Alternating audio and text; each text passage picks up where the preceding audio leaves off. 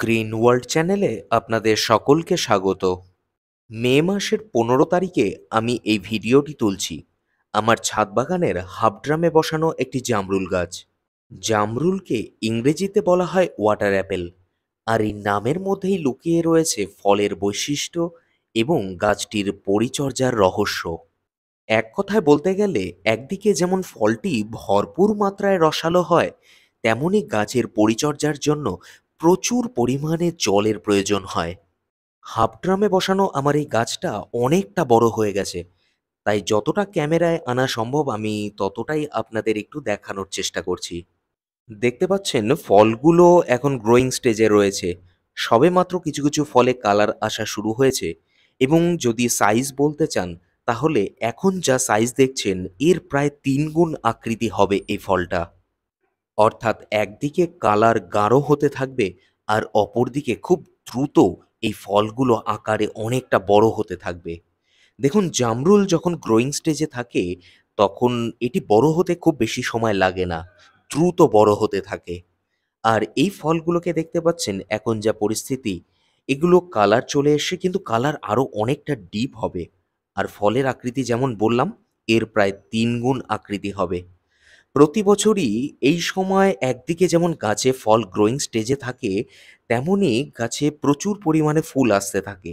অর্থাৎ একদিক থেকে ফল হারভেস্ট করতে থাকবো, এবং অপর দিক থেকে বিভিন্ন আকৃতির ফল এখানে দেখতে পাবেন। আর গোড়ার দিকে এই গাছটা দেখতে পাচ্ছেন, এটা একটা রব ম্যান্ডারিনের গাছ। আমাকে এক নার্সারির দাদা খুব ভালোবেসে এই গাছটা দিয়েছেন। তার সঙ্গে যখন দেখা করেছিলাম বলেছে যে, "এই গাছটা তোমার জন্য উপহার স্বরূপ আমি রেখে দিয়েছি।"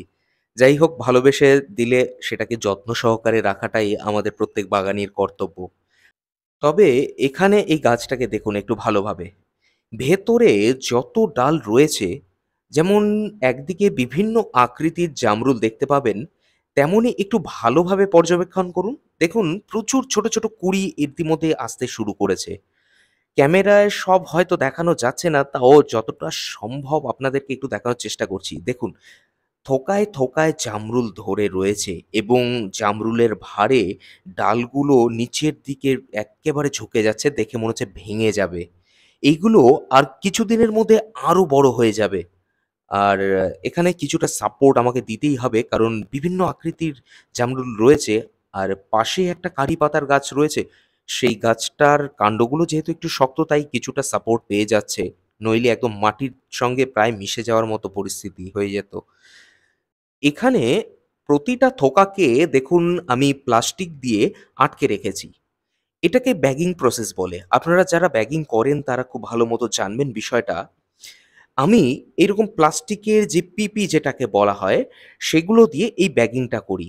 এই পিপির নিচের দিকের দুটো কোণা একটু বড় আকৃতি করে আমি কেটে নিই। তারপরে থোকাটাকে সম্পূর্ণ আটকে দিই। এতে কি হয়, জামরুলের গুণগত মান খুব ভালো থাকে, এবং ফলে কোনো রকমের কোনো সমস্যা হয় না। আর বিশেষত লাল জামরুল, এটা দেখুন, বাইরে থেকে দেখে পাতা দেখা যাচ্ছে, কারণ জামরুল বেশিরভাগই ভেতরের দিকে পুরনো কাণ্ডে হয়ে থাকে, এবং যদি একটু ভেতরের দিকে দেখাই তাহলে বুঝতে পারবেন যে না, ভেতরের দিকে কি পরিমাণ থোকায় থোকায় ঝুলছে, আরো প্রচুর পরিমাণে ফুল আসছে। আর ডালগুলো যেহেতু নুইয়ে পড়ছে, তাই পাতাগুলো দিয়ে ঢেকে যাচ্ছে। তা সত্ত্বেও লাল রংটা অনেক পাখি, কীটপতঙ্গ এদেরকে আকৃষ্ট করে।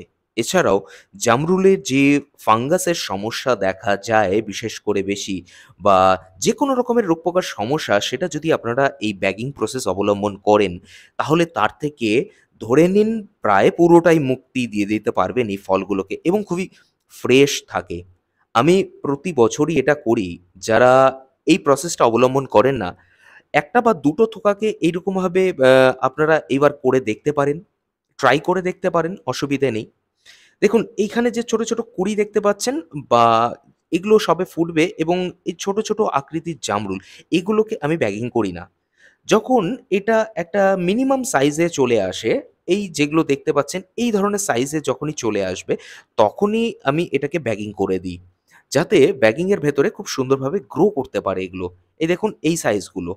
আর এই পাশে এগুলো এগুলো পুরোটাই করি। এগুলো থেকে ফুল হবে, ফুল থেকে ফল হবে এবং ফলের এই আকার ধারণ করার পরে যখন একদম ফাইনালি গ্রো করবে, যখন বিশেষ করে সমস্যাগুলো বেশি হতে শুরু করে, তখন এটাকে ব্যাগিংয়ের প্রসেসের মধ্যে আমি নিয়ে আসি। আপনারা করে দেখতে পারেন এটা এবং এটা সম্পূর্ণ একটা নিরাপদ প্রসেস।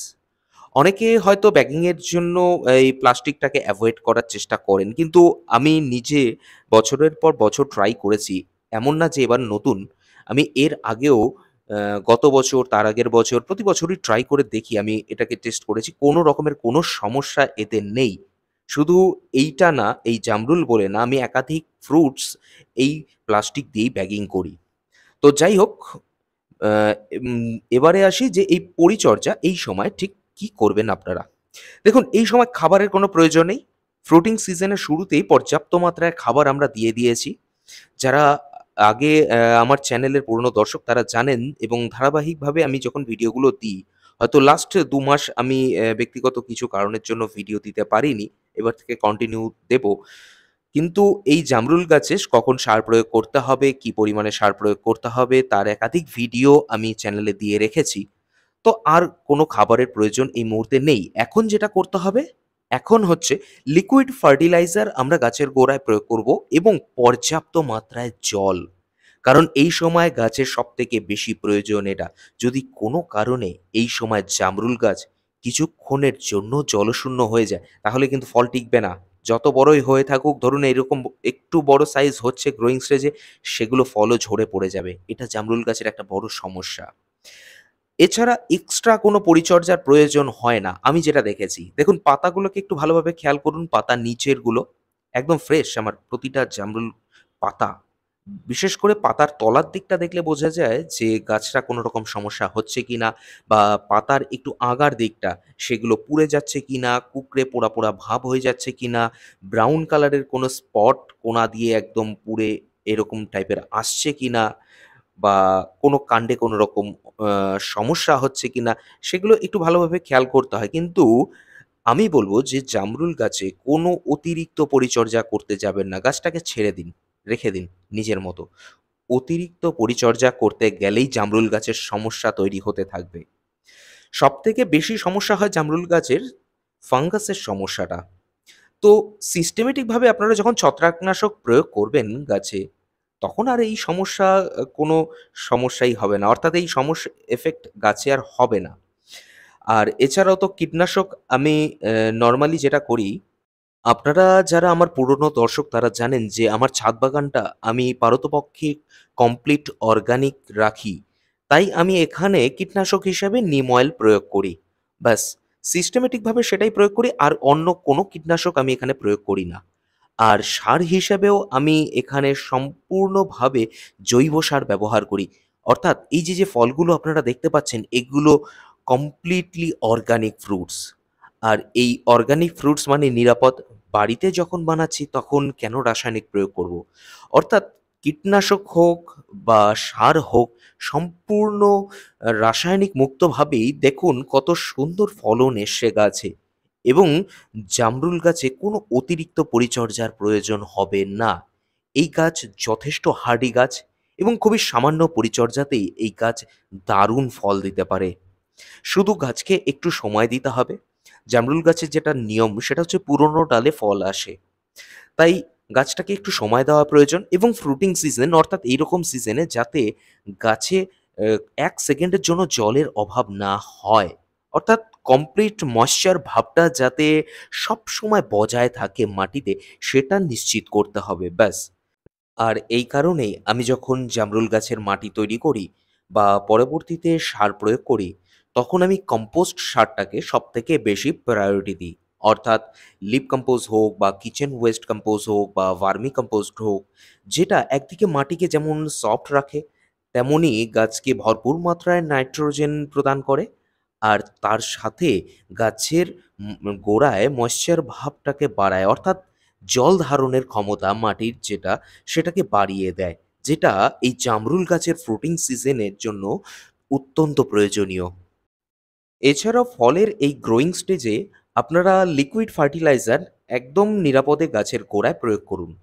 তার জন্য সরিষার খোলের তৈরি লিকুইড ফার্টিলাইজার হোক বা বাদাম খোলের লিকুইড ফার্টিলাইজার বা পেঁয়াজ বা রসুনের খোসা ভেজানো জল হোক বা এই জাতীয় যে লিকুইড ফার্টিলাইজার যেগুলো রয়েছে, অর্থাৎ ভার্মি লিকুইডও আপনারা ব্যবহার করতে পারেন। এছাড়া সবজির খোসা পচা যে জল রয়েছে সেটাও আপনারা ব্যবহার করতে পারেন। এই ধরনের লিকুইড ফার্টিলাইজারগুলো সিস্টেমেটিকভাবে গাছে প্রয়োগ করতে পারেন। যার জেরে গাছ এই সময় তার প্রয়োজনীয় যে খাদ্যগুলো রয়েছে সেটা গা মাটি থেকে লিকুইড ফরমেশনে খুব সুন্দরভাবে এই সময় পেয়ে যাবে। আর মাটিতে তো পর্যাপ্ত সার রয়েইছে, যেটা গাছকে আরো টানা বহুদিন ধরে এই গোটা ফ্রুটিং সিজন ধরে পর্যাপ্ত খাবার দিয়ে যাবে। কারণ এই ফলনের মরশুমে দেখুন একদিকে যেমন ফল রয়েছে তেমনই কিন্তু প্রচুর ফল আরো আসতে চলেছে, কুড়ি দেখেই বোঝা যাচ্ছে। অর্থাৎ গাছের প্রচুর পরিমাণে খাবারের প্রয়োজন। তাই সলিড ফার্টিলাইজার একদিকে যেমন দেওয়া রয়েছে, তার পাশাপাশি লিকুইড ফার্টিলাইজারের দিকেও গুরুত্ব দেওয়াটা এই মুহূর্তে বিশেষভাবে প্রয়োজনীয়।